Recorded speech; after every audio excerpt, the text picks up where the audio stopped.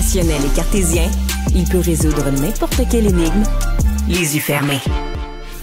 Je reviens un instant sur l'entrevue qu'on vient de faire pour vous dire, on va en parler tout à l'heure, ça va être le sujet de notre tribune téléphonique, le sport à l'école, l'importance du sport à l'école.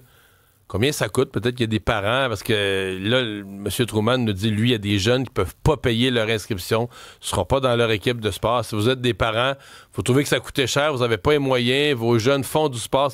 À la fois, l'importance du sport à l'école et le coût du sport à l'école. On va vouloir vous entendre là-dessus. Vous pouvez déjà commencer à nous écrire. 187 Cube Radio. 187 Cube Radio pour nous appeler. 346. Exactement. Ou même si vous voulez nous partager votre point de vue par écrit, eh bien, vous nous écrivez mario@cube.ca. Pendant que je dis tout ça, il y a de la belle visite qui est entrée en studio. Oui, puis ça nous prend comme un extrait là, pour faire son entrée de façon officielle. Ah oui? C'est non officiel. Il y a comme une ironie dans le mot machine. On veut atteindre ce stade-là de la perfection. Si j'ai décidé d'écrire sur l'anxiété de performance parce qu'un deuxième show, c'est genre « Hey, on t'attend ». Vous entendez la voix pas, de Joe Cormier qui arrive ici, Schlang, en nous annonçant un deuxième one-man show. Salut. Merci de me recevoir, c'est gentil. Bonjour Mario, bonjour Isabelle. Allô. Je suis content de votre sujet d'aujourd'hui. J'en parle dans mon show, justement. C'est vrai? Ouais, de sport chez les jeunes? Oui. Puis du coup, Non, juste de l'importance? Plus de l'importance, puis avec l'anxiété de performance, de slacker. Oh. Oh! Ouais. Parce que je trouve que de plus en Ah, plus... mais toi, ça te touche pas, t'es une machine, là, tu le dis dans ton show. Non, c'est ça. Je suis une machine vulnérable. Je suis une machine vulnérable qui s'éloigne de l'anxiété de performance. Puis c'est ça qu'on applique dans le sport, finalement, chez les jeunes. Exact. C'est souvent, on veut des élites, alors que le but, c'est d'en faire et d'avoir du plaisir. Fait Être que là, en santé. Fait qu'en gros, si tu lèves le pied sur l'anxiété de performance, c'est-à-dire que ton show, il est pas bon, mais tu trouves pas ça grave. Hey, c'est exactement ça, Mario. T'as tout compris. Autant que je comprends.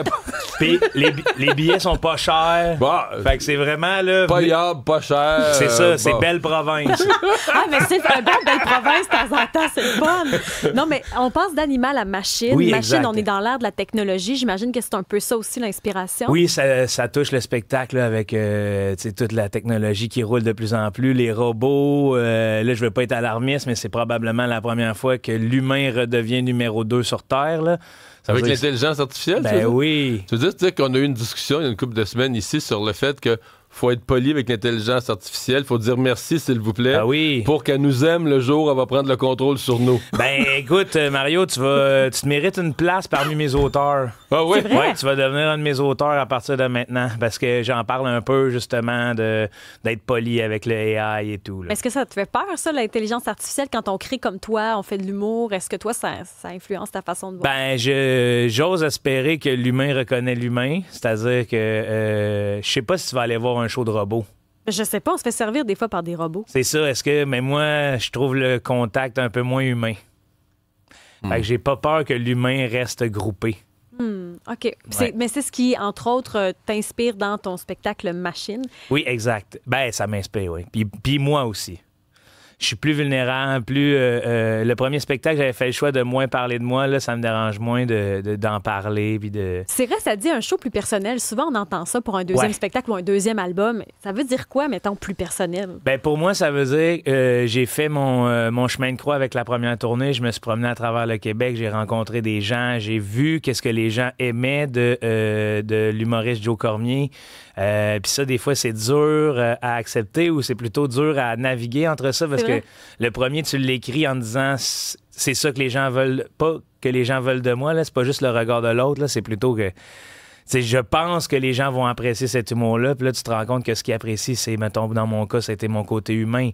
Fait que là, je me suis dit, hey, je pense que je suis prête à faire un pas, à me dévoiler un peu plus. Tes fans t'aiment.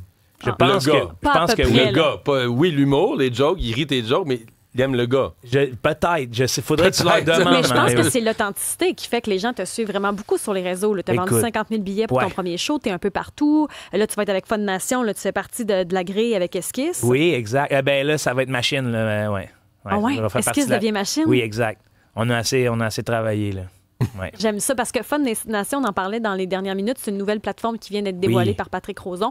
Et toi, tu fais partie de la programmation. Pourquoi tu as accepté ça? Ben parce que le retour des spectacles à Montréal, je trouve que c'est important. Il y en a beaucoup, là. C'est pas, on n'est pas en train de dire qu'il n'y en a pas. C'est juste que l'humour, souvent, on se téléporte en région. Il semblerait que c'est plus facile de remplir les salles en région qu'à Montréal. Je pense que oui, dû à l'offre, naturellement, là. Il y a une offre plus grande à Montréal, là, donc, mais de ramener aussi la soirée spectacle à Montréal, ça peut être vraiment plaisant.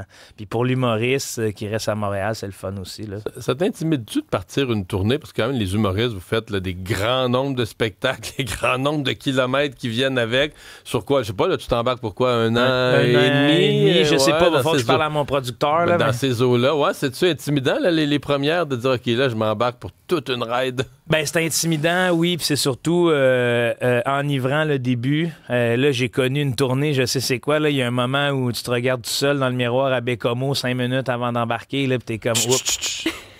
Pas Bécomo. Prends un autre exemple. Pourquoi? Parce qu'Isabelle est de Bécomo. Oui, mais... Bécomo, c'est très, très, très beau. Fait qu'à Bécomo, t'as pas ce genre d'angoisse-là. Bécomo, t'es heureux, t'es dans la ville, tu trouves ça beau. C'est vrai que t'as raison. Tu regardes le fleuve. Tu regardes le fleuve, les nombreuses prisons. Vraiment, on est bien. Il y en a juste une. Mais non, mais c'est pour dire, c'est un exemple de... À Sept-Îles, à Sept-Îles, oui. OK. C'est normal, à Sept-Îles. Le lendemain, quand t'es rendu à Sept-Îles.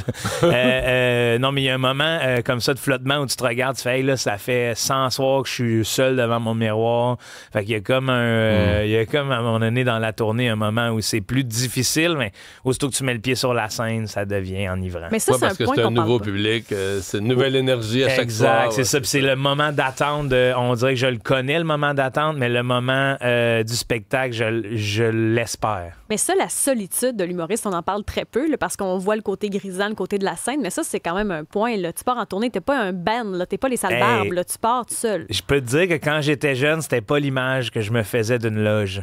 Moi, je voyais toujours plein de gens, c'est du monde qui vient de te dire bravo, un mononcle avec une bière à la main, un autre avec un bouquet de fleurs. Là, c'est... Alors que tout seul avec une bouteille d'eau et une bartende. Hey. C'est une autre affaire. À regarder quelle bartende est la moins sec. Quelle est pas trop sucrée avant d'embarquer sur le show. Mais est-ce que le milieu actuel de la culture, est-ce que toi, ça te fait peur? Comme on dit encore que tu es entre guillemets de la relève, quoique bien établi dans ton art. Est-ce que ça te fait peur, le milieu de la culture présentement? Bon, je vais séparer deux choses. Là, de me faire appeler de la relève, ça me fait pas peur. J'adore la relève. Après, est-ce que le milieu de la culture... Ben, tu sais... Je crois qu'il y a une mouvance qui est intéressante. Je regarde les jeunes YouTubers et tout, puis je me dis, hey, eux autres, ils ont compris comment aller chercher leur public. Ce qui m'inquiète, c'est le rassemblement, la culture. Puis en humour, on est un milieu très choyé. C'est-à-dire qu'il y a souvent des gens dans nos salles. Sauf que je souhaiterais qu'il y en ait plus pour différents arts. Comme le théâtre, la poésie. Mais en consommes-tu du théâtre? Ben oui. Oui. Ben oui, j'aime ça, moi. J'adore. Aller me voir une petite pièce de théâtre. C'est sûr que je suis toujours un peu extraterrestre, là, en short, jamais chic. Moi, j'aime mieux le théâtre que le cinéma. Fait que en matière d'extraterrestres qui aiment le théâtre, on peut... Mais tu dois être bien habillé, toi, au théâtre. Je t'imagine bien sapé. Je suis rarement bien habillé, mais c'est sûr que si je pars du bureau, je suis habillé de même. Puis Mario, c'est bien sapé, ça, là. Ah ouais? Ben oui. Je suis beau bonhomme. Ben beau bonhomme en maudit. Ouais, sapé comme jamais.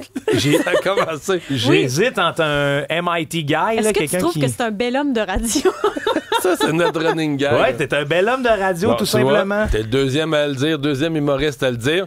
Là, la première est quand? Le 26, non, le 16 avril, je sais pas. C'est le 16 avril au Jésus, Yes, le merci, 28 avril à la salle Albert Rousseau. D'ici là, il y a plein de dates de rodage, entre autres, là, qui existent à travers le Québec. Oui, exactement. Je souhaite la meilleure des chances. Merci. Merci d'être passé nous voir ce matin. Comment tu dis ça, un show sans anxiété de performance, c'est un mauvais show, c'est ça? C'est pas ça que j'ai dit. Tu parlais de ça? Il me semble que oui. Ça me dit rien. Ah, maudit. Non, moi, ce que je retiens, c'est qu'il n'y a pas de dress code quand on sort. Fini l'étiquette qui fit. Moi, ça, j'ai bien aimé ça. Ben, viens voir mon show, toi. De dire la fille qui met des jumpsuits, des One Piece pour que ça fitte d'un bout à l'autre.